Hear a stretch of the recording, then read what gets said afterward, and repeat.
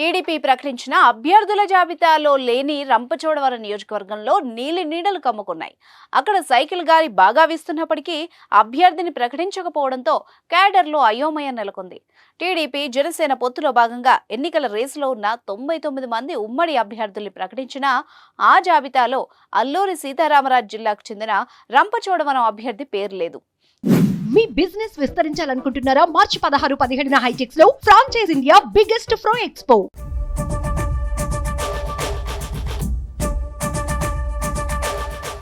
గిరిజనులు ఎక్కువ సంఖ్యలో నివసిస్తున్న రంపచోడవరంలో టీడీపీ ప్రభావం బాగానే ఉంది. అయితే గత ఎన్నికల్లో అనూహ్యంగా ఫ్యాన్ పార్టీ విజయం సాధించింది. ఇక్కడ వైసీపీ ఎమ్మెల్యే ధనలక్ష్మి కన్నా ఎమ్మెల్సీ అనంతబాబుకే పవర్ ఎక్కువ అని టాక్.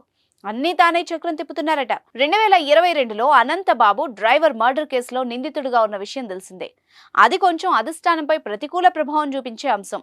మరోపక్క సిట్టింగ్ ఎమ్మెల్యే ధనలక్ష్మి గిరిజనుల సమస్యలపై పెద్దగా ఫోకస్ పెట్టలేదని ప్రచారం సాగుతోంది.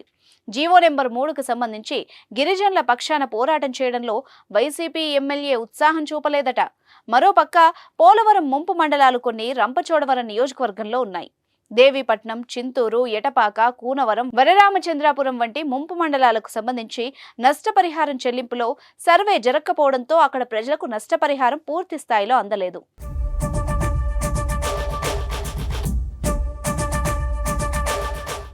ఇది కూడా వైసీపీకి ప్రతికూలంగా మారే అంశంగా ఎనలిస్టుల అంచనా.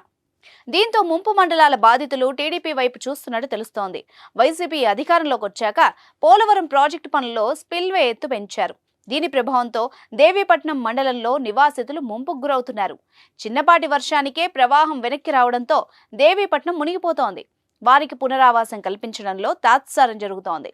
ఇటువంటి పరిస్థితుల్లో ఉన్న రంపచోడవరంలో టీడీపీ నేతలు ఉత్సాహంగా తిరిగితే అనుకూల ఫలితం తప్పకుండా వస్తుందని అనలిస్టులు అంటున్నారు. 2014 ఎన్నికల్లో వైసీపీ తరపున ఎమ్మెల్యేగా పోటీ చేసిన గెలిచిన వంతల రాజేశ్వరి చివరి వరకు ఫ్యాన్ పార్టీలో కొనసాగలేకపోయారు.